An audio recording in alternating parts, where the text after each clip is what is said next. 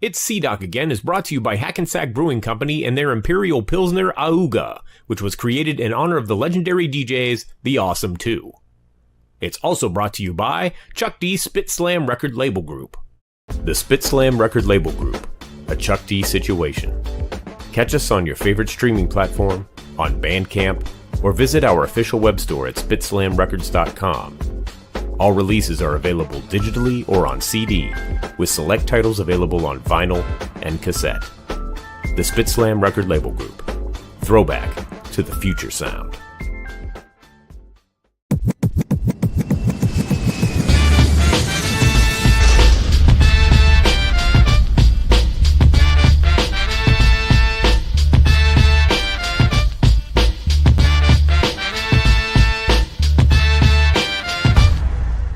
It's C-Doc again. Yes, y'all. It is Tuesday night, 9 p.m. Eastern Standard Time. Welcome to the show. It's C-Doc again. I'm your host, C-Doc. And, gonna do what we do. And really excited to talk to our guest tonight. One of the dopest DJs I've ever heard. So, it's exciting stuff. See what he's got to say, and here's some stories. I already heard some stuff already that we all were kind of like bugging out. So anyway, we'll get into it. First up, let's introduce the team. You know her from KDAY, the first 24-hour rap, all hip hop, all rap station in LA. Ladies and gentlemen, our lady from the heyday of K-Day, Jennifer O'Jenny. Hello. What's happening? Not much. Packing up, about to hit the road. Oh, man. It's getting close, huh? It sure is. Wow. It sure is. I will no longer be West Coast. I will no longer have a reason to go West Side. You'll all figure something else out. You might leave the West Coast, Jennifer, but the West Coast will never leave you. Exactly. Yes. Also joining us, he's got one of the dopest accounts on Instagram. If you don't follow him, you're a sucker. I'm talking about the Culture Clip King himself, Ultramag 7. Uh-oh. Brought out the big guns. No, what was it? Yes, what was it on Sunday? I don't know what the hell that is. I don't know what that is. What is that? That's from What's Happening with the shalagoom shak. Oh, got you. Taking it back to What's Happening. I got you. I don't know. What's up, yo? What's good, bro? Just arguing with people on threads about MC Hammer. But, MC Hammer? I'll tell you after this show. All right. We'll get to that later. Yeah. We got more important business. Yes, absolutely. And also joining us, of course, the man behind Rap Station, the president of Rap Station, which is Chuck D's internet radio service. It's not more than a station. And also the man behind Hip Hop Gods. Yes, he is back tonight after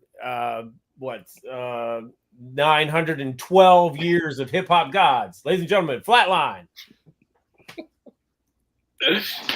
Hey, I'm back. What's up? Yeah, nice to see you. Good to see you guys as well. Thanks for joining us. Oh, man, it's a pleasure to be here. Yeah. Love the shirt. Oh, yeah, that's a new addition. Nice. Very nice. Oh, what is that? What's the? That's from the opening for Casino. That's the. Yeah. That's the. What do they call that? The. It has a name. The vanity credit. The vanity credit. Yes. The vanity credit. Vanity credit. Yep. Hardcore. Hey, Dre May's in the house. All right. Well, let's not waste any time. Our guest is here. Oh, man. Yep. Yes. Yes, indeed. Okay. man, you know, you guys know him from Third Base and Dust to Dust and so on and so forth. But there's more to the story, obviously. But just one of the dopest, just one of the illest DJs of all time, hands down. You know, I hope he appreciates that, but yeah, I'm sure he knows it. Ladies and gentlemen, please welcome to the show, DJ Richie Rich. Man, What's up? salute. Yo. How are you tonight, sir? I am well, sir. How are you? Hanging in, bro. Hanging in. It's been a busy day, and now I get to just hang out and hear stories. So that's good. All right. I'm here for it. Yeah. So we'd like to start out with what you got going on now, and you know, rumor has it you're about to head back out on the road pretty soon, right? Right. Yeah. I think we're planning to go on the road in 2025, maybe March. So I think they're trying to put together the dates. Other than that, I'm working on a couple of products for DJs, and I'm kind of working on a project with some other people to try and bring a health insurance group to the DJ community. That's dope. Because from the sidelines, I'm looking at it. It's like you see these GoFundMe's go up every week. Somebody's sick, and it's kind of like a shame after all that, where they don't have the health insurance to cover these things. And also, I think I'm trying to push like an initiative to, you know, live better, healthy lifestyles as DJs. Because when we travel, we eat shit all day long.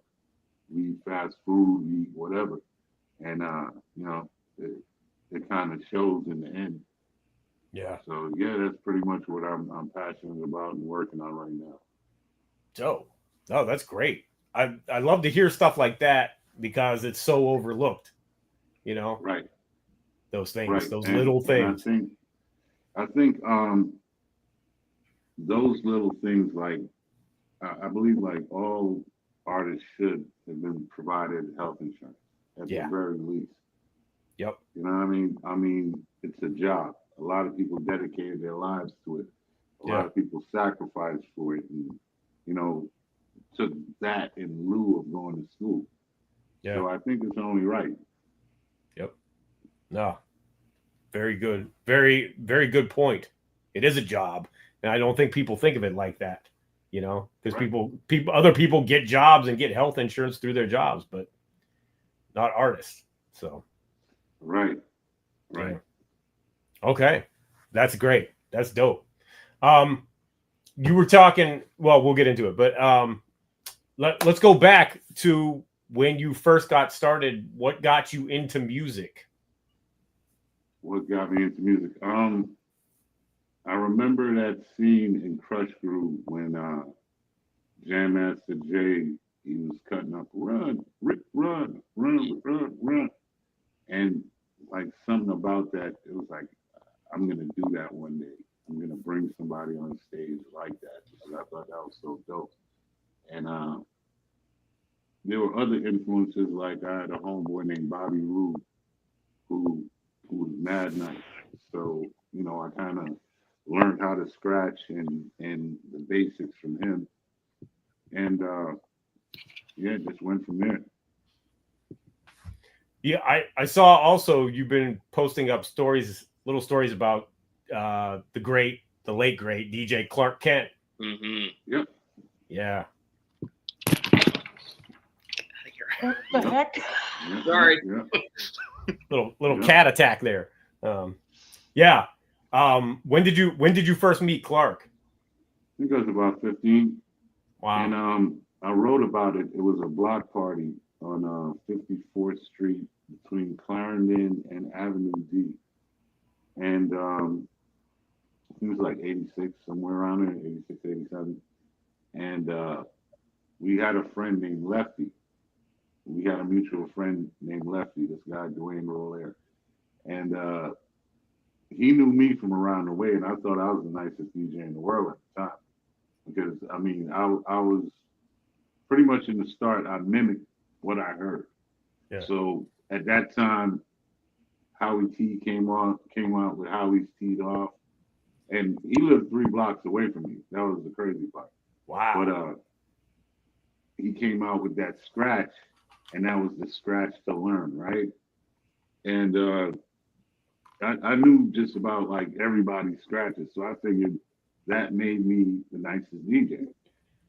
And Lefty set up a battle between me and Clark Kent at a block party, right? And he dusted me, right?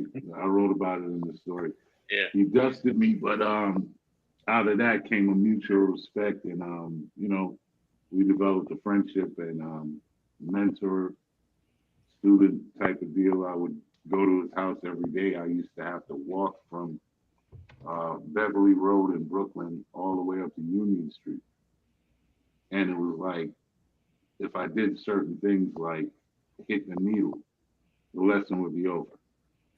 That type of thing. So, but he would give me the records, and I'd take them home and practice them. And the next time I came up, I would know the routine. But yeah, that went on for years. I followed Clark around for years. Me, Cool, John Love, Sean Wan, like in the early years, like right before he started, I think he was already DJing for Dana. But once he went on tour with Dana Dane, he was doing a radio show with Pete Nice at WKCR, which turned out to be Stretch and Bobby Ito's show. And when he was away, I would fill in for him. So that's how me and Pete Nice developed a friendship through that. And we started doing demos, it was Pete Nice and Daddy Rich. And I eventually went away to school. It's a long story, man. But, it's fine. Keep going, man. So I went away from school. I went away to school. I'm at Farmingdale College. Pete gives me a call. And plus I saw the video on TV, but I didn't really recognize that was Pete. Because, I just didn't put it together. I saw the video, but he called me and he told me what was going on and they needed a DJ. So I joined the group from there. Yeah. So, because you started it, if I recall correctly, you started just they had already done the album.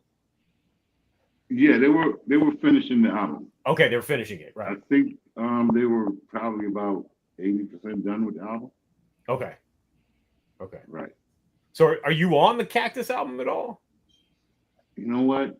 It's one of those things like it's a Mandela effect. I can't remember. Serge said one time that I did some scratches for something, and I'm like, what? So right now, it's funny with all this happening. I really have to sit down and listen to these records again because I mean, I've been so far away from that for so long. It's like, damn, I forgot about this record. I forgot about this one. Yeah. Right.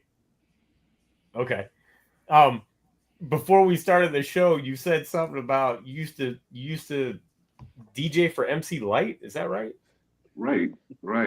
I was probably about 14 or so, and it was me. The name of the group was Pure Elegance, featuring DJ Shaz. I was DJ Shaz. Wow. And I can't remember if Light was Sparkle or Dazzle because there was two of them. This other girl named Alicia Harmon, if I'm not mistaken. One of them was Sparkle and one of them was Dazzle, and I was DJ Shaz. And with the group. That's great. I believe Light was Sparkle, but I'm looking it up. Man, I don't think they had computers back then. You know what I mean? Nobody really put that down. This might be something new for everybody. But then you fast forward to find out that initially Light did her first demo in Clark Kent's basement. Wow. Yeah. Damn. So Brooklyn was just like a melting pot at the time. I mean, I was down the street from UTFO. I'd walk out to Church Avenue. You'd see Dr. Ice around. You'd see all these people full force hanging out on Church Avenue. So, and my next door neighbor was Stuart Granger, who played for the Knicks and Villanova and all that. Wow. So then you had Howie T, like I said, was 3 blocks up that way. I mean, yeah, Brooklyn was bustling with talent. Wow. Wow. That's dope. Yeah, Whistle. Oh, yeah. They're from my neighborhood also. This guy named Craze that lived on the end of my old block. It was just a cluster of talent. So did you quit school then to become the DJ? Is that what? For third base? Yeah. Pretty much, yeah. Okay. So you well, right before that, Clark developed a relationship with James Prince, Rap A Lot Records, right? Yeah. So, they were looking for a DJ for this guy named Raheem the Vigilante. He was on A&M Records. Yeah. Right? And they wanted Clark to do it. He was like, nah, let my nephew do it. So he's like, make a tape and whatever, I'm going to send it to them. So I made this tape and I sent it to him. And he sent it to James Prince. And they flew me down there and we're in like a old rehearsal studio. It was crazy because I lived in that studio for like the whole summer with the Ghetto Boys. Wow. Oh my God. I swear to you, Bushwick Bill, I was sleeping on the couch in the main rehearsal room. Bushwick Bill was sleeping on a mattress with a 13-inch TV in one room.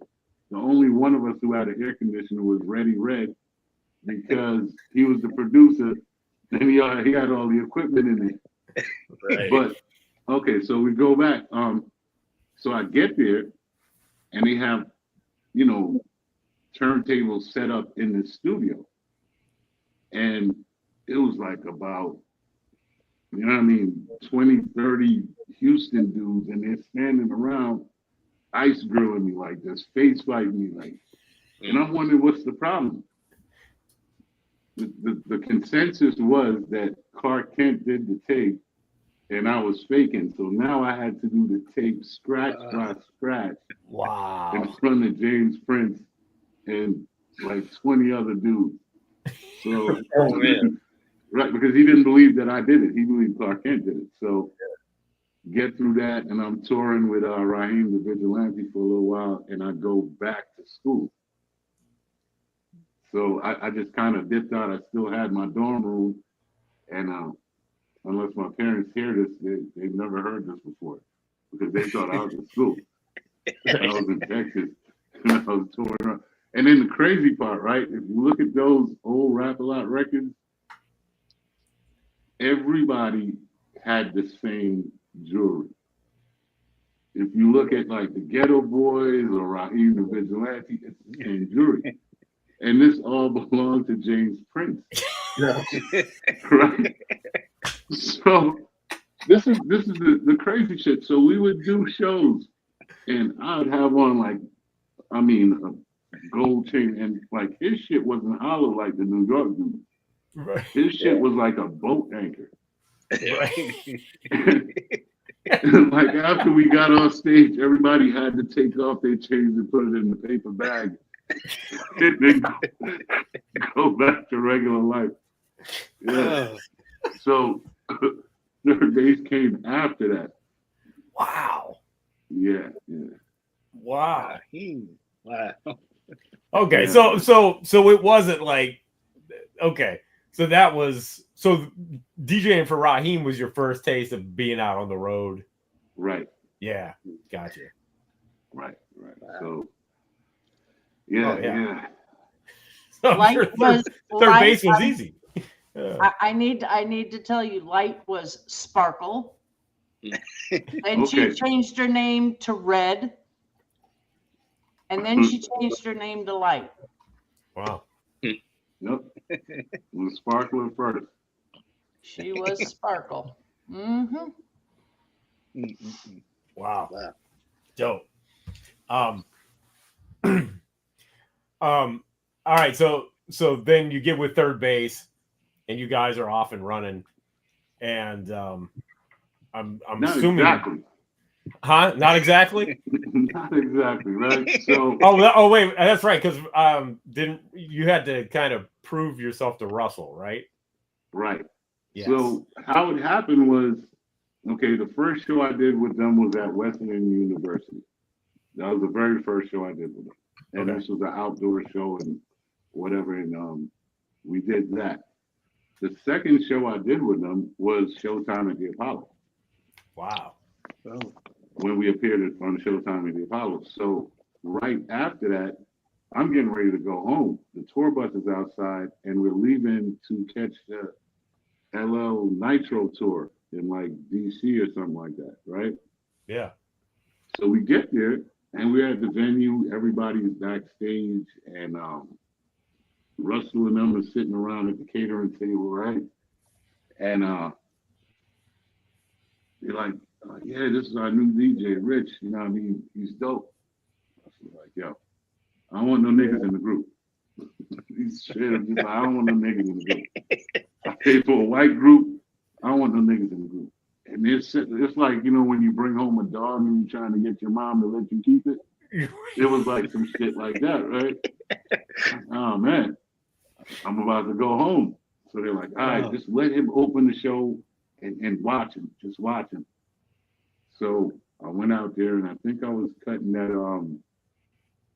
get a little super pump that bass. Get a little super pump. Yeah, and I fucked that up and Russell was like, all right, so this is how we're gonna start the show every night. You're gonna do this, you're gonna do that. And yeah, that's how I got, but I almost went home. Wow. Just like that.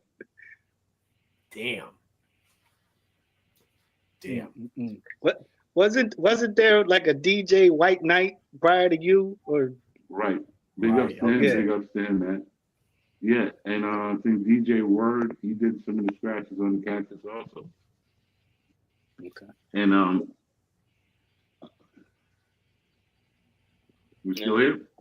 Oh, is that the Apollo? Yeah, that's the Apollo. Yeah. Yeah, we left right after that and got on the tour bus. I didn't even have a change of clothes. Wow. Yeah. Wow. So I mean, they were giving out Van Grack sweatsuits back then. So I put on like a lime green Van Grack sweatsuit. Wow. Yeah, looking crazy. Van Grack. The Van Grizzle, the Ilbert. But where was I? What was I saying? Oh yeah, you went on the Nitro tour. You went right on the bus. We went right on the bus. I didn't have the chance to pack shit. Wow. Go. Do you remember how long you guys toured for that record? On that Nitro tour? No, I mean just in general. Yeah. Until yeah. Promo tour, we're just talking regular tour because I think we toured on that record for about maybe a year, a little over a year. Okay.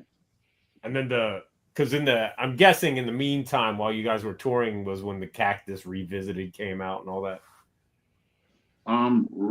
Right. The Cactus Revisited came out like after. I think we did a bunch of remix videos for like Portrait of an Artist and stuff like that. Right. And then the vibe. What happened was we did a show in California with Tribe Called Quest, right? And this is when I think they came out with Check the Rhyme or something, or one of those Tribe Called Quest.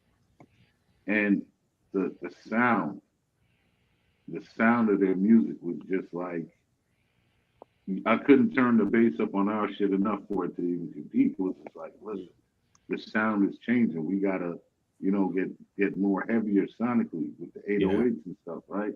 Yeah. So that's what prompted the remix of Power the Environment with Marley Marl. Yeah. So that all came together with the remix album and stuff like that. But there you go. Yeah. There it is in black and white. Right. and nicely done, Ultra Mag. Nicely done. Yes. And the funny thing about that, right? So Marley Marl is like hottest fish grease right now because he remixed all LL stuff and right. He's just a man.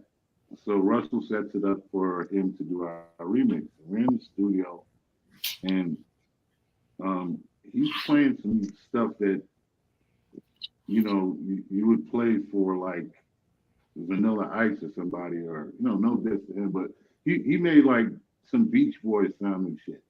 And people them were going for it. They started tracking it and everything. And they made the mistake of turning around and asking me, hey, what do you think of that? And I was like, that's not it. That's just not it. And then he had his homeboy DJ Clash with him, and me and Clash was like drinking all day. So we became cool, right? So I'm like, Clash, man, come on, we need something for the streets. We need to talk to him, man, talk to him. So then he pulls out that beat. And I was like, yep, that's it. And then the horns from the original Product of the Environment just happened to sync up. And I was like, yeah, this is what we need. But he did not want to come up off that beat. He did not. Oh, yeah. I'm glad you convinced him because that shit is ridiculous. Yeah. No, DJ Clash or Clash. No, DJ Clash is his homeboy. Yeah. Was like the liaison to make that. Because we were downstairs and he's like, yo, you really don't like that? No, man, I don't like that one bit. Come on, man, we need something for the streets. Come on, man, we don't want that. And he's like, Marley, come on, give him the shit. Wow. And this Marley's like, all right, cool. Pull out the shit. He was holding out on you. Yeah. He was. Yeah, 100% he was. Oh my god. That's so dope. Ultra Mag, do you have anything that you want to before I move on to? Oh man, you got me. Now I got to look at my stuff. Well, another one, I guess that will. No, move on because that's the next. Okay. Okay. All right. So when you finished touring, is that when there was talk of starting to go in to do Derelicts? Right. Okay. Right. So back in the days, people weren't doing 2 albums in a year. I think that only started like with DMX. Right. You know what I mean? You would have a group put out an album and it'll be like, they'll tour for a year, chill out for a year, go to the studio, and maybe in the next 2 years, you'll get the new album.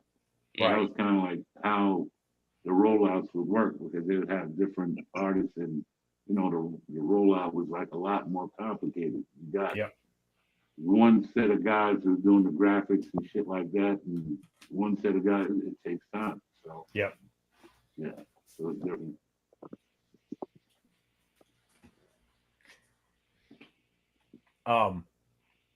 Sorry. My wife distracted me. Okay, anyway. It's okay. It's all right. So how did you guys since you were now you're in the group, how did you guys approach starting that record, that album? I think they went back to what worked for them on the Cactus. So as far as production, they went back to Sam Sever, Prince Paul, and I had one track on that album. And it was pretty much the same type of feel to the album, which is same producers, same formula pretty much. And they also had the SD50s this time around too. Yeah. Yes, forgot about them. Yeah. But wait a minute, was Pop Goes the Weasel on? Yeah, it was. It was on Derelicts. On Derelicts. Right. Okay, cool. So we always talk about how we all love the Cactus album, but it's everybody's favorite Derelicts album.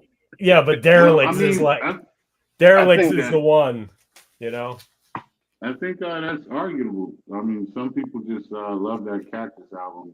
Yeah. And they feel like that's the better album. But I appreciate the critique and the props for both. Yeah, no. Yeah. I mean, yeah, because the Cactus album, and I think it's starting to get, it was kind of I don't want to say it was overlooked, but I think people are starting to recognize the art of the production on it and the sampling, and it's you know, it's right around the same time as 3 Feet High and Rising, and and just really innovative stuff. And so, and I don't ever want to take anything away because it fits in with those albums very well, but something about Derelicts just has a vibe, man. It's just such a dope record. You know, I guess you guys take it to the next level. Like for me, I think lyrically on the Cactus, I think Search like really was the one that was like kind of dominating that album. Yeah. And I think on the second album, Pete definitely got further in his bag, and I think that one was Pete's album. So like the Cactus, I think that Searches, and I think Derelicts to me is Pete. Is Pete? Yeah, that makes sense. Yeah, now that you say that. But the words of wisdom on that first album, Pete killed yo. Yeah. I remember I first started rhyming in '89, and me and my partner would just play words with him. Like, did you hear what Pete and I said? Like we would bug out on his verses on that song were just crazy. Yeah. So, but I think Pete's confidence grew on the second album too. So that kind of, his pen kind of got a little bit crazy. Yeah. Mm-hmm.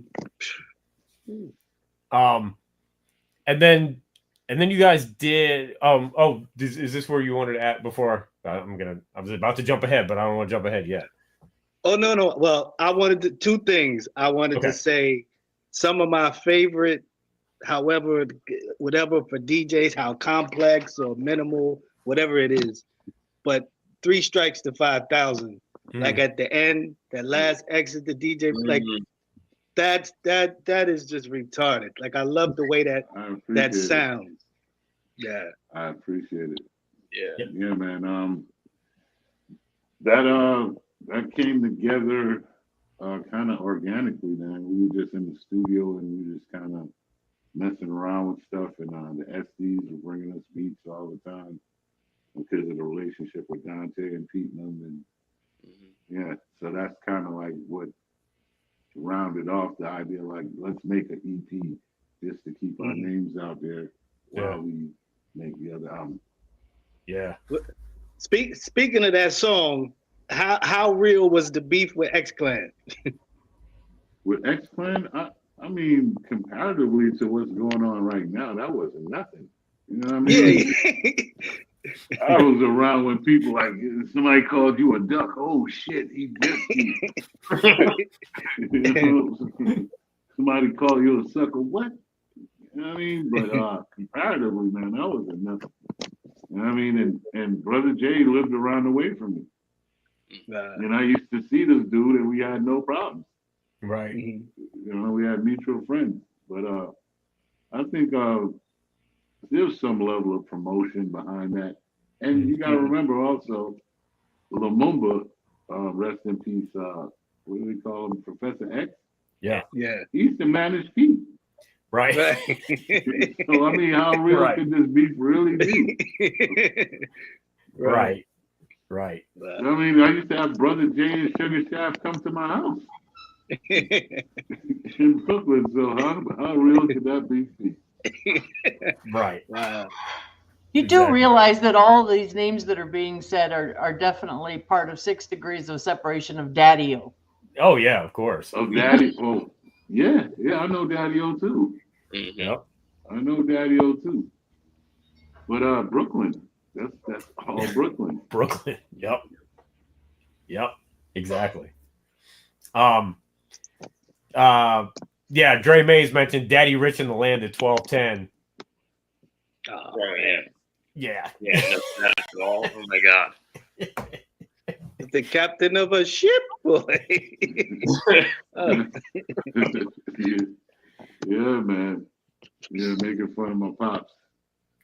Yeah. Oh, so who actually did the voice for that? Like who did that skit? That was me. Oh, that was you. Okay. Yeah. Wow, that's That dope. was me, man. That's dope. That's so dope. Yeah, man. My father is like, like my hero, but I'm one of those sons who used to like fucking around with him to get him to say shit and do shit. So, yeah. Those you guys had the best skits, like the funny, like the ABs. Like we did a show playing your music on Sunday, and our DJ Soulbuck was talking about different parts of the skit. Like I know to this day, like I'll be hanging out with Soulbuck and he'll be like, "Yo, I'm going home." Clock Z's. Like he just does stuff from that album. Like it's crazy. That's the dude from across the street from me, my man Al, that I grew up with. Listen, man, this dude was the most, well, he's still alive, the most talented person in the world. But he just, he could rap his ass off. He could play back. His problem when he's trying to dunk is that he jumped too high. So he sit there and run a full court game in dress shoes. And serve everybody. This dude was so talented, but he was just so afraid of like being successful for some reason, right? Wow. Right. He'd do some shit like this. We'd be at my man Steve O'B's house, and it'll be a Tuesday, and everybody pitch in and give him the money for the beer. This dude is gone. He don't come back until like a week later. Deadass. A week later, but he got everything, the Twizzlers and everything that everybody ordered like a week from Tuesday, right? So off of that Al's ABC shit, Dante wanted to sign him to a record deal. Dante Ross wanted to sign him to a record deal at Elektra Records, right? Mm-hmm. And so they get him up to the SD50 studio, they're there or whatever. He said, like, yeah, I'm going to go to the corner store and go grab a 40. They probably still waiting for him.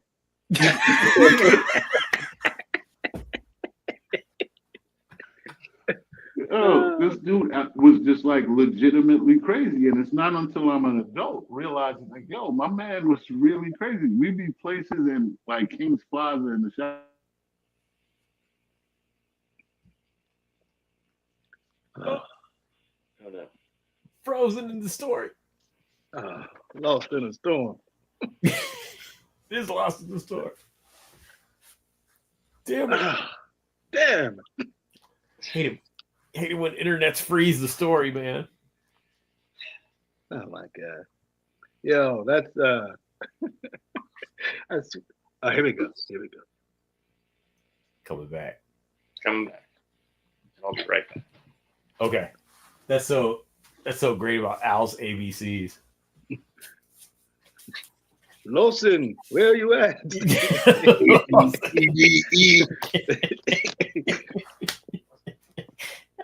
You gonna bush with me? No. Don't try and steal my spot. Proxies. I is for the internet. That's down. Yes, I is for the internet that is down. We always said that too. We always said clock Z's. Soulbuck says he'd say that forever. There he is. Okay, Yeah, man. welcome back. Yeah, but yeah, Al used to just like, he'll throw himself down a flight of stairs. And roll down the stairs like a stuntman and wait for everybody to go, oh my God, and jump up and start dancing. This dude was legit nuts. This time we went to Jones Beach. Man, I don't want to go. But everybody wants him to go. I ain't got nothing to wear. So I gave him a pair of my fresh new suede felines when they first came out. And man, I'm on the pier. I look over. This dude is running across the surf like he hydroplaning in my suede. Yeah, Al was nuts, but he was just so talented, man. Wow. Nuts though.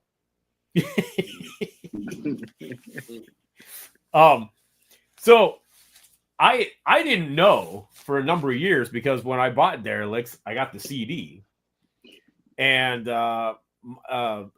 in the group that I was in, my DJ had the vinyl, and so I went out and got the vinyl because I had never heard, and I just played it recently for Ultramag and Flatline that they had never heard "Check Yourself,"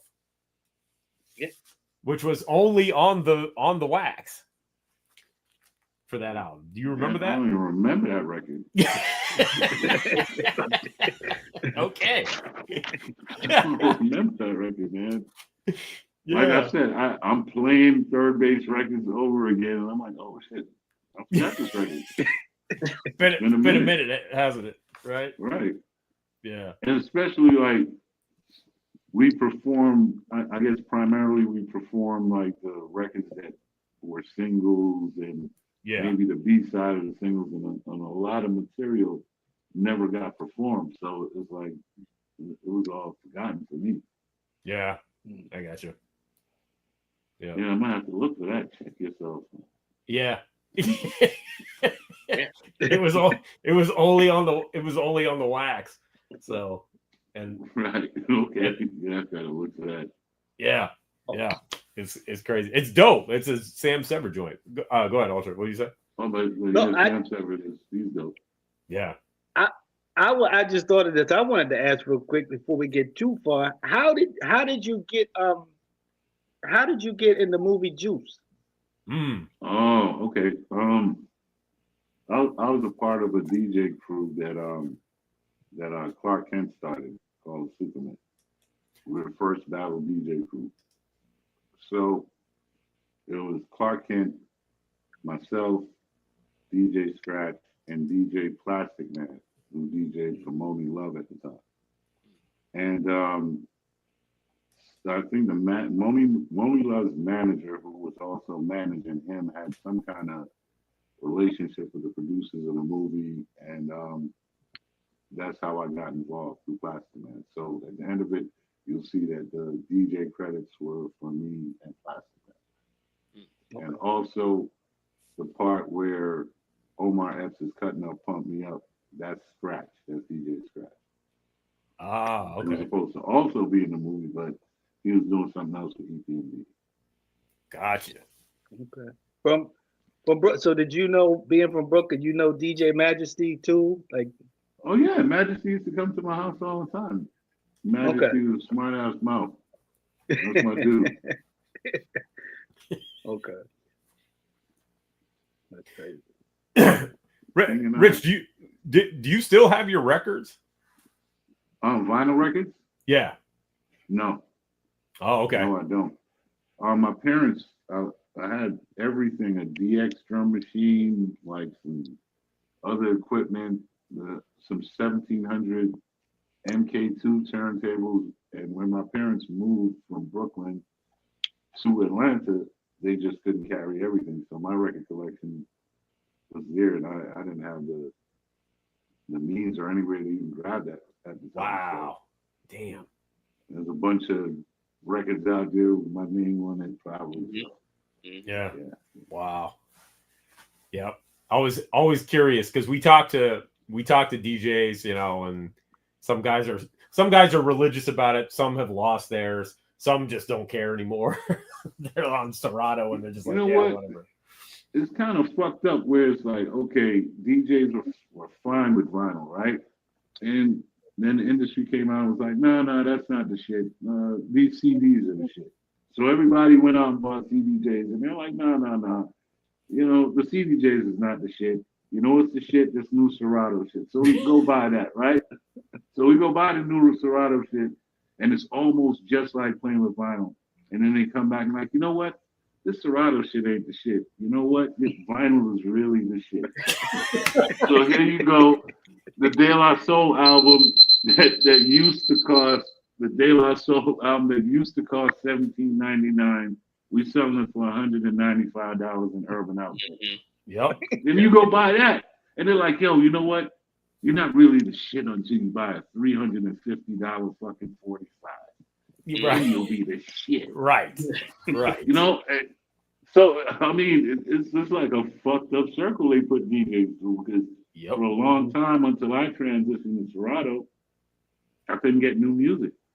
Mm. Yeah. Right. So yeah, it's crazy, man. Yeah. All right. So we don't have to get into the drama that was the original third base breakup, unless there's anything you want to say about it. But you guys went your separate ways. Well, I mean, we did that more than once. Yeah, right. It was like one. This is the third reunion. Right. This is the third one. So right.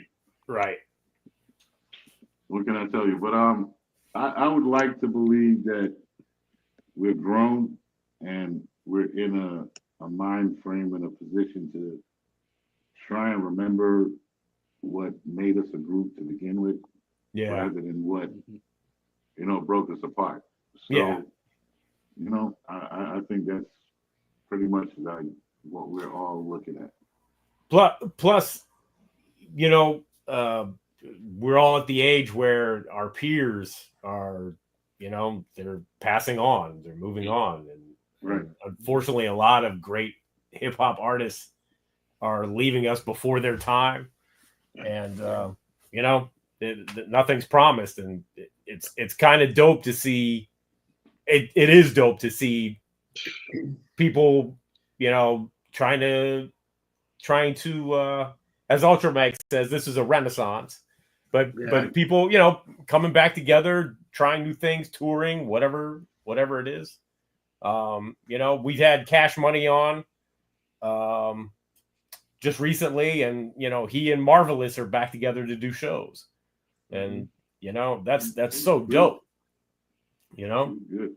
Yeah. But like to me, the way I'm looking at it is like I'm trying to keep in the mindset like this is like, okay, like with Search, I got to remember that this is the dude that I used to go to pink houses with. We used to go to pink houses to go try and check girls. Right. This is the dude that me and him ran all night in England thinking like some gang was after us. So I gotta remember, like, this is that dude. Like, right. Okay, so we're in England, right? And I think we did Brixton Academy, tore it down, great show. Everybody's energized. Hey, where's the after party? The taxi driver's like, yeah, I know where the after party is, right? So we're driving, and I swear to you, the shit looked like some Dr. Frankenstein shit. Like we running through the night with a corpse. I'm looking over the side. It's a moat. The shit is steaming. It's dark, and we're driving through the fucking night, right? So we get to this place, and the shit looks just like Brooklyn.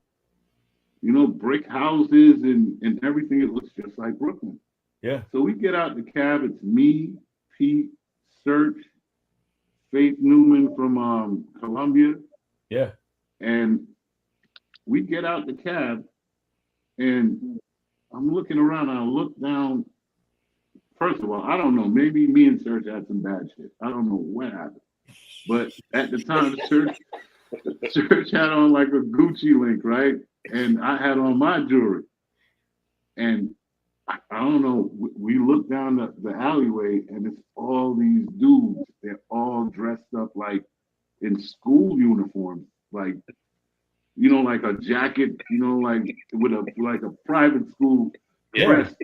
And I'm like, yo, it's fucking 2:00 in the morning. Why are these dudes dressed up in school uniforms? All of them. And at the time, what looked to me like a shotgun was, I saw it, and I was like, Search, we're about to get robbed. So he's like, word? I'm like, word. So we take off running. And this is like we're jumping through people's backyards. Old ladies screaming, get the fuck out the yard. There's all sorts of shit. And this is going on for hours. Us running and like the cab dudes are driving through the neighborhood like, and we're hiding in people's backyards, people's front yards. And somehow, like comes up and we catch a cab and we're like 5 minutes in the hotel. And I'm like, how the fuck are we 5 minutes from the hotel and we drove like an hour in the night? Past moats and all sorts of shit to get here. We're like a minute from the hotel. I don't know. But yeah. But wait a minute. The most fucked up part is I was anybody following you? I'm not sure. He paid room and said nobody was following us. But I beg to differ. That night, I felt like they were going to rob us. So I ran, Church ran. We're in the backyard. He's like, Rich, we're going to die tonight, man. It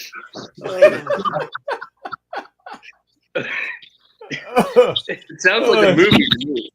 Yeah. Like someone turned that into. I have to draw on those experiences and shit. So wow, this is my man. You know, this is my man. Yeah. What I was gonna get at is yeah, because we're also fans of where is it? Okay, the Dust to Dust record. Oh yeah. How many props can I hold up at the same time? I don't know. I just have everything. Yes. So that's 105 record sales, 106, 107. And I don't understand it. I don't understand it with the production, with the guests that you had on there. It just still to this day does not make sense to me how this record did not do better. I can tell you, people wanted a third bass record because I thought Search's record was decent too. Yeah. Right. Yeah. I mean, but it's like you're making lemonade. You take away one of the ingredients, it's not lemonade no more. It doesn't matter which one of it. Yeah. You take away the water, it's lime juice and sugar. And people just wanted to see third bass. They wanted that. They did not want a Search album and a Pete Nice and Daddy Rich album. That's what I think. Yeah. Because I think it's kind of like what America and the world is used to. You got the character and you got the straight man. You know what I mean? Yeah. Think about all duos. You got the character and the straight man. Whether it's Sidney Poitier and Bill Cosby in Which Way Is Up, you know, whether it's Felix Unger and Oscar Madison and the Odd Couple, you got to have that, you know, they kind of make something that it's more than the sum of the parts. Yep. Yeah. Go ahead. No, go ahead. What did you say? No, I was just saying that was when third bass broke up. It was like, you know, EPMD breaks up, third bass breaks up, and it's like you see all your favorite groups because, like I said, we're all super third bass fans. So to see that, been like, and I bought Search's album, I bought your guys' album. I even thought like the beats that I heard on your guys' album, I'm like, this is what the beats for the third bass album should sound like. Like, you know, more that sound than what Search's was. But I was super disappointed, man. It was super disappointing for me too. You know.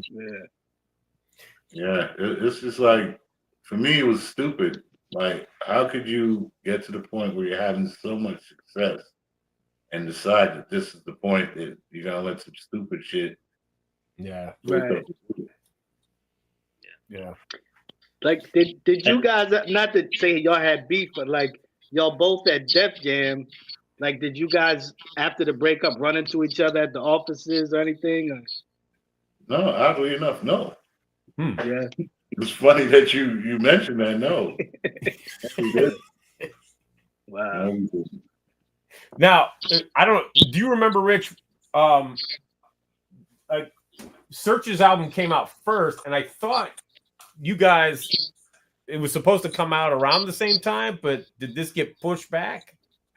It definitely got pushed back. I remember that. You remember that? Yeah, that's what I thought. I think, yeah, definitely.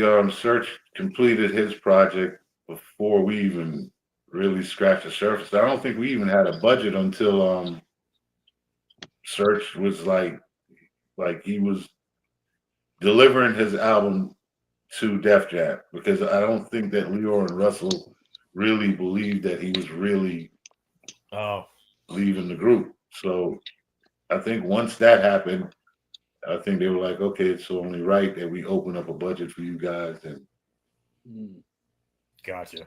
Right. So yeah, we had no plans of doing that. We're just kind of like, okay, what are we gonna do? Right. So you called the Beat Nuts? Yes. Another set of characters. Yeah. Yeah, man. Yeah, those dudes are from a different world. They're definitely dope. Yeah. I was kind of surprised that you guys didn't work with KMD more on that record, or was it just because they were busy doing other things? I think they were on the second album. Yeah, yeah. The second album, I think they were in the studio simultaneously. Okay. Right, and I mean, you could hear it in like Doom's later work as MF Doom. Yeah. Doom had his own path. So did Sub Rock. Their musical style and what they wanted to bring to the table, it would be very hard to match it with anything. Yeah. If you really look at it, Peach Fuzz on their first album was really the only commercially, like, everything. They did not make that album thinking about what anybody else thought. They made that album based on and just the whole concept of the album with Mr. Hood and these conversations leading into these records and the samples that they would sample. Yeah. You know, it was like unique. So I don't really think that we were like on the same wavelength. Gotcha. And I think on the second album also, the record label was definitely pushing for something that they could bring to radio. Oh, okay. Because if you think about it, back in the days, that was the deal. And KMD was under that type of restraint, so they could make anything they wanted to make. Yeah. Until they made that second album with the sample on it, and it was like, oh, okay, you guys are going too far. Yeah. But I just don't think, like, what would they be talking about? It was, you know? Yeah.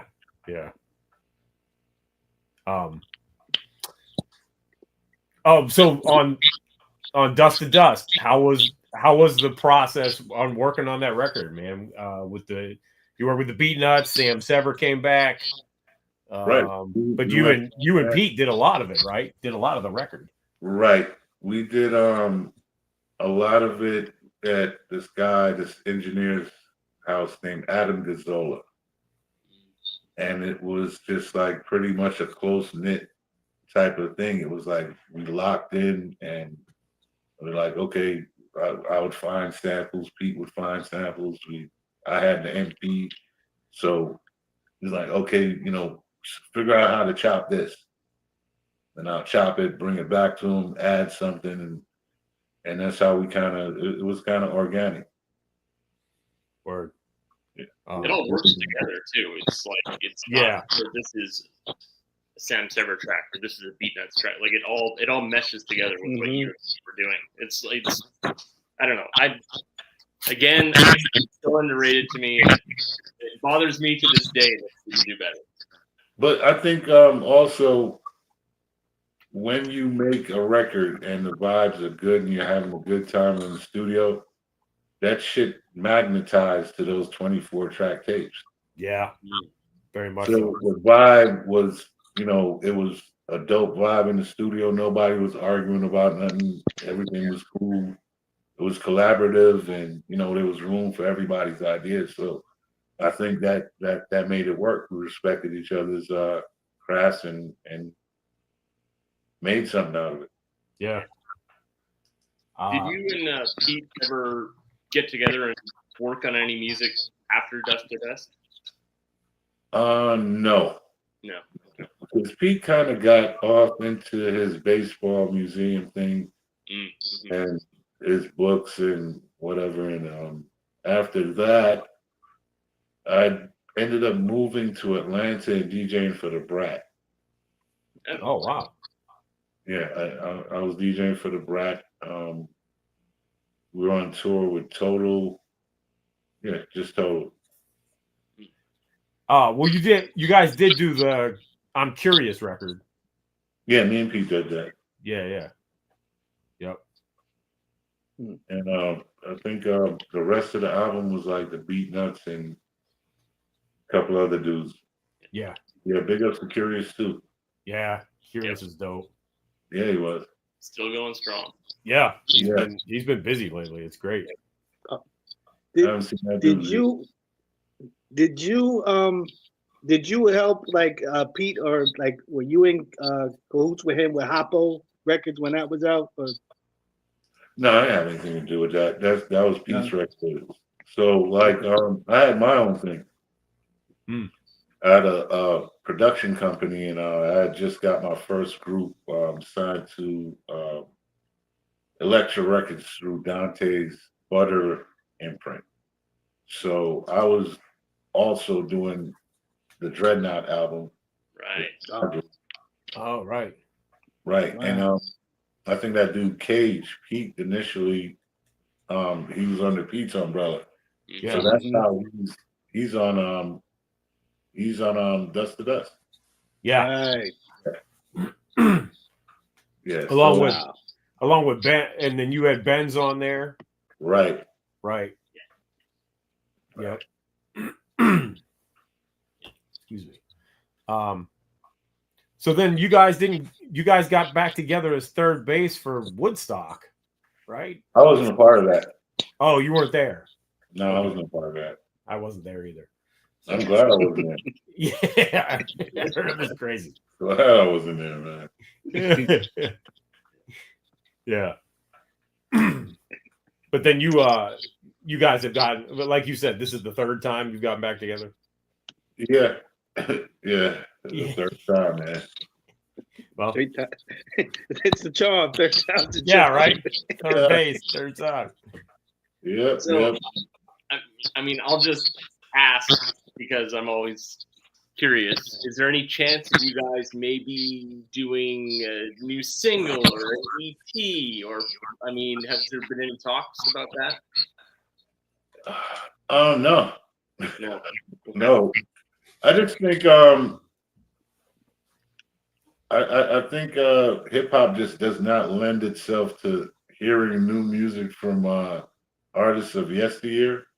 No matter how well it's presented, not unless this artist finds a way to repackage themselves in some way, shape, or form for it to.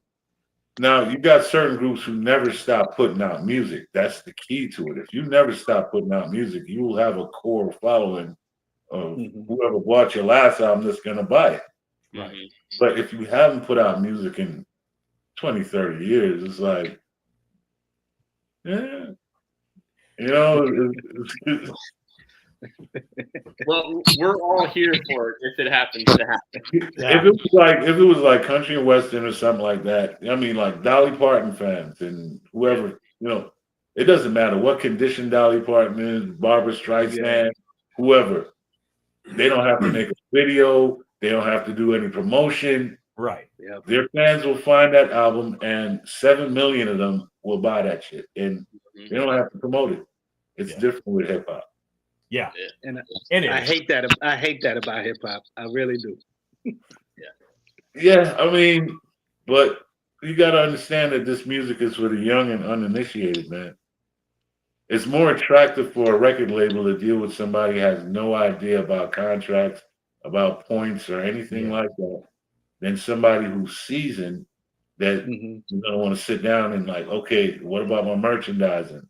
You know, what about my streams? What about this? Yeah. You give a young kid like a gold chain and a Ferrari that's leased, $20,000 that he can floss with. I mean, he'll sign. Yep. That is true. Box of Newports and some new Puma sweats. Yes. Yep. Yeah, man. And I just got some Pumas.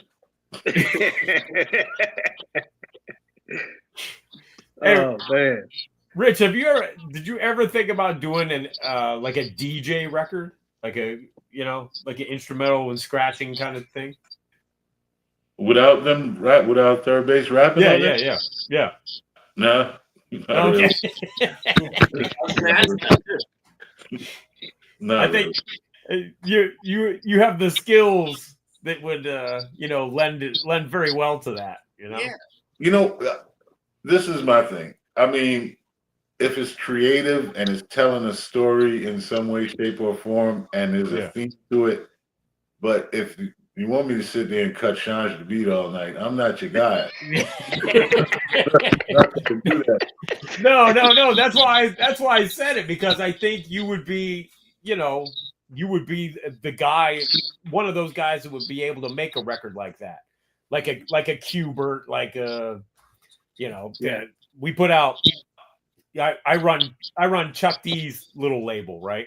And we put out a DJ Too Tough record, from Tough Crew. And yeah. You saw they made a video for that record? Yeah. Oh, for my part of town. Yeah. Yep. Yeah. Finally. Yeah. That's dope. Yeah. Yep. So save Rich's spot for the next album. Save Rich's spot. Yeah. There you go. Let me know. I'll show up. Yeah. Definitely. Hell yes. But I think what I would probably more want to do is write a book. That's where I'm at with it. I've been talking to like a couple of people. This guy, Will Hernandez, I don't know if you know him, writes for Who Mag magazine. Yeah. I know the name. Yeah.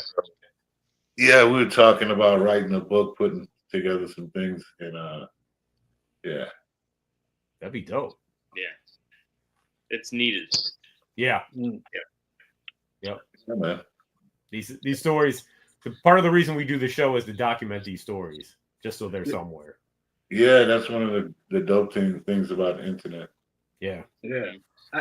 I got a story I want to hear. I want Rich to tell me about DJ Lord Raiden. Oh yeah, you heard about that? Oh, shit. So, man, I'm in Atlanta and I'm like just getting there, right? So I'm there on fumes in my pockets, right? And we're sitting around and we hear about this DJ contest. And my thing was like, wow, if they know it's me, they probably won't let me enter. But I need just $500. So I had this Halloween mask, right? And I cut off the top part of it, and I just had like this shit around it, and I tied that shit up, and I got the do-rag, right? And put the do-rag on. So I'm in the spot. So we go to the spot, and my homeboy drives me there in his green Honda Accord, and he parks it out there, and now it's gone. The car is gone. So we're looking at like, yo, we got to get a cab and a tow truck. So I would have to win this contest tonight for all this to happen. Oh my God. Yeah, so that's how that went down. We got the $500, went and got the car. Went back home. Wow. Yeah, DJ Lord Raiden. yeah, man. Yeah, man. Wow. He needs an album. Huh? Yeah, he needs an album. Yeah, maybe that guy will do it. Yeah. I'll be all night. There you go. Yeah. All right. Any other questions? I just want to know if when y'all go on tour, y'all gonna bring out Ahmed and Otis to dance. Man, I want to, but yo, Ahmed is like a physical trainer right now. He's like 300 pounds of pure muscle. I don't know if he can dance no more, man. Wow. Yeah, that dude is like fanatical with the workout thing. And that muscle thing and dancing, that shit don't mix. Yeah. Yeah, man. But yeah, I'd love to have them out there. Those are my brothers, man. I love those dudes. That's great. Well, we're really looking forward to the tour, man. Hopefully, hopefully it gets set up soon so they can announce dates and see where you guys are going to be. Yeah, probably in the second quarter or something like that of next year. Because of course we got to get in the studio and rehearse. Yeah. Yeah, we haven't done this together in a long time, so.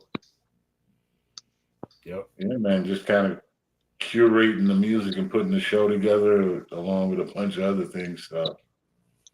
And any surprises, or you guys kind of like just like? No, we gotta. There would have to be surprises, man. We couldn't come out with the same shit. We gotta do a little different. Yeah. Wow. Well, we're all excited, man. When it was announced, it was like that was one of the big shit moments of 2024. So. Oh yeah. Yeah, it was pretty shit for me too. Yeah,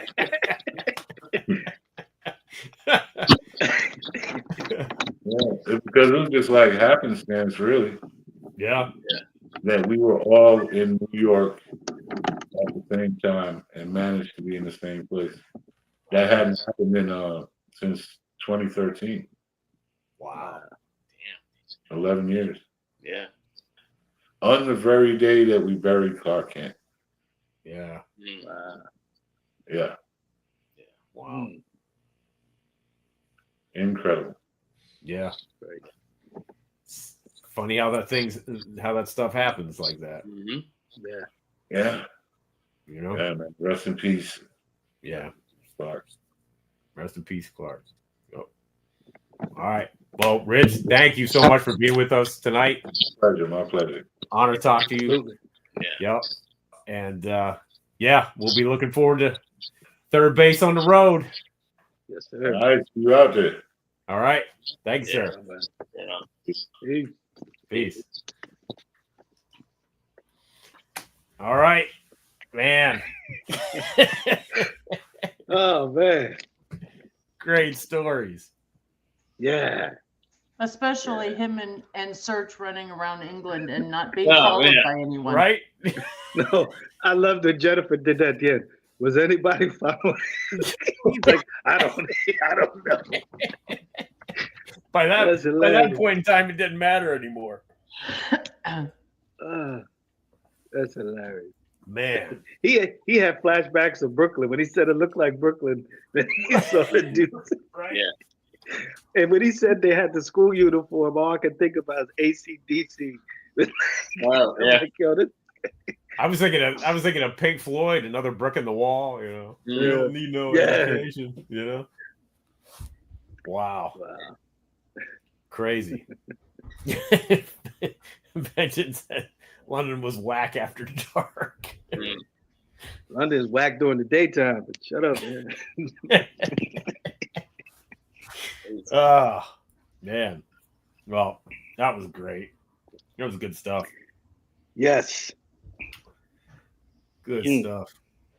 You know, that bugged me out because one of the questions I had was I was going to say that I thought that Products of the Environment, the remix, shifted the sound of hip hop because it had those hard drums and that. And him saying he got it from A Tribe Called Quest, I was like, wow, that blew my mind. That was crazy. Yeah. That's crazy. Yeah. That's true, man. That was a shift. And he was right. Marley was, doing the LL record at that time. And Oh, Marley was on fire. Marley was on fire. He was on fire again. Yeah. Crazy. Yeah. Man. What that was 90, right? 1990? Shit. Yeah. Yeah. Yeah. Okay. Yep. He's the captain of a ship, boy. Captain of a ship.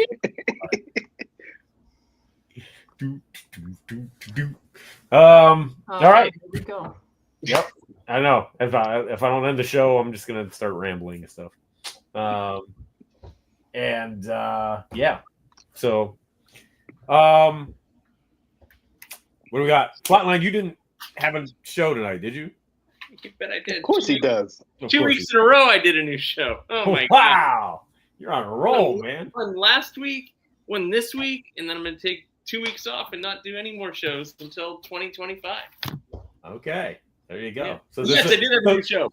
This is the last Hip Hop Gods of 2024. It is, yeah. Okay. And on that show, there's new Dazzy D. There's the new Tash single, which is really good. Called "Attention Is a Drug." It is phenomenal, and it samples Tribe. So, new Bun B and Static Selecta, new Exhibit, and some other jammy jams. Anyway, it's on Mixcloud now and in flotation on the Rap Station app. There you go. Get to it. Check it out. Yep. Check it out. Yeah. And you know what? I've got to go back and check Soulbuck's Daddy Rich set because I didn't get to hear it yet. It was awesome. I'm sure it was because it always is. Yeah. So I'm looking forward to that. I'm excited about that. Yeah. So go check out Hip Hop Gods, the new episode, the last one of 2024, and Flatline and Mr. Chuck D and myself and some others will be around for the And You Don't Stop radio show Friday night. 2 hours of hip hop power and all kinds of fun stuff there. It's nice because I batched my next couple of shows, so they're all recorded and ready to go. Yeah, it's nice thing. I think Mocha and Dave Sy will be back tomorrow. I think.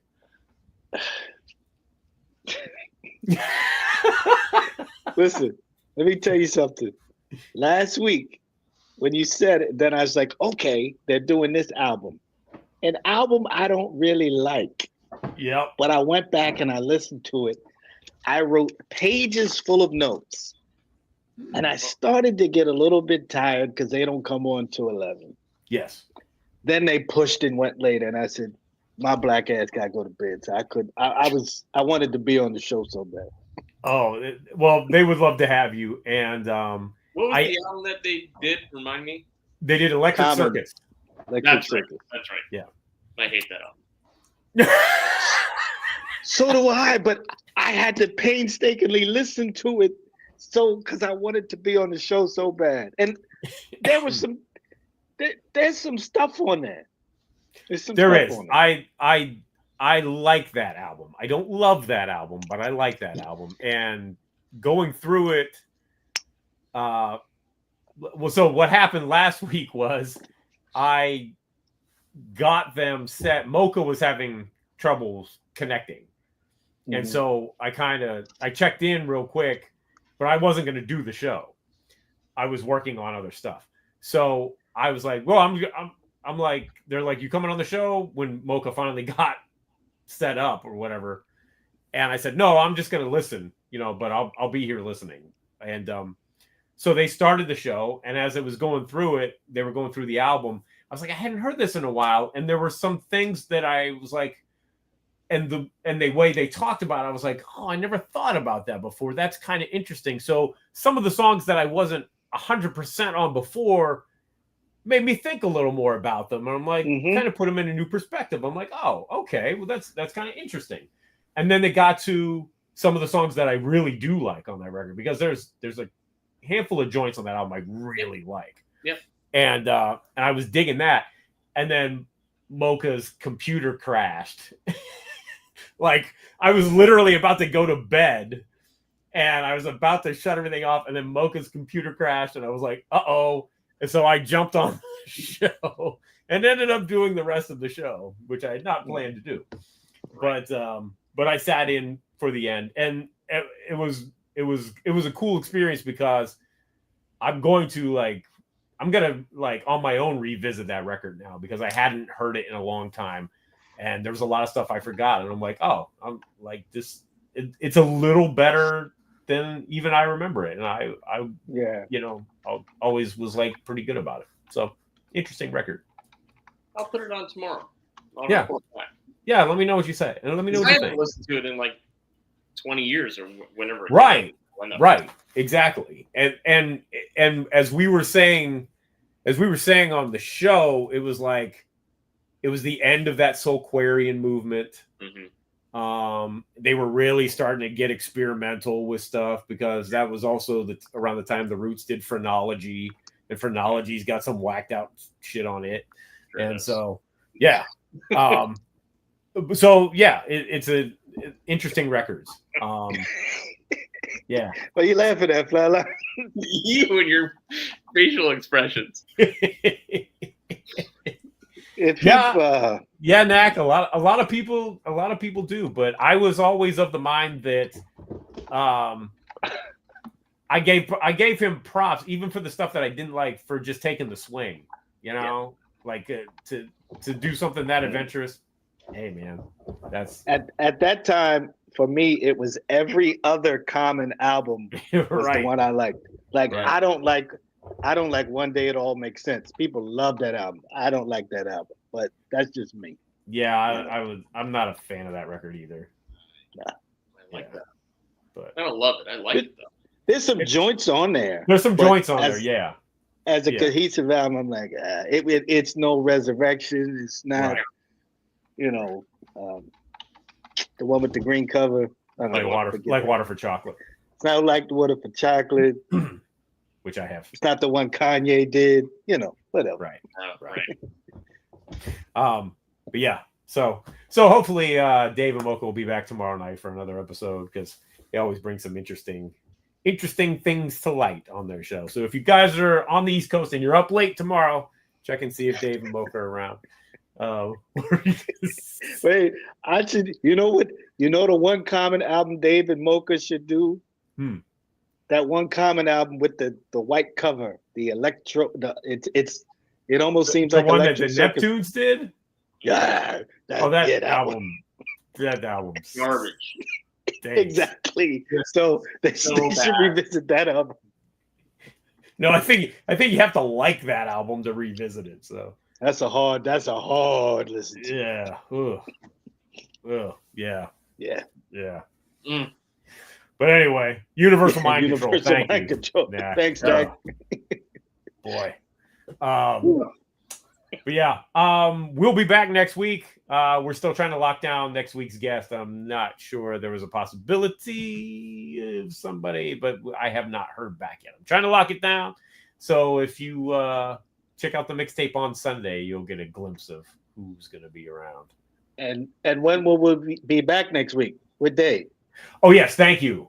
So because of the holiday, we're going to be here Monday night because the next two shows we're going to be here Monday night since the holidays are falling on. We had Christmas Eve on Tuesday, New Year's Eve on the following Tuesday. So our next two episodes, the last two for 2024 season 3, they'll be Monday nights at 9 p.m. Eastern Standard Time. But we will be here. I'll actually be traveling. I'll be on the road. So, but I will be on from Mom and Dad's house. We'll see how that goes. That should be interesting. So, yep. But but check out the mixtape on Sunday and catch up with us next week. Thank you, everybody watching live, everybody watching on the replay. Please like and subscribe, and check out some of the other stuff we got going on here at Channel Zero. And get the Bring the Noise app if you don't have it. Check out Flatline's Hip Hop God Show. Lots of stuff to do. We'll keep you busy. We got archives. It's really good. So we'll catch everybody next week for another episode of It's C-Doc Again.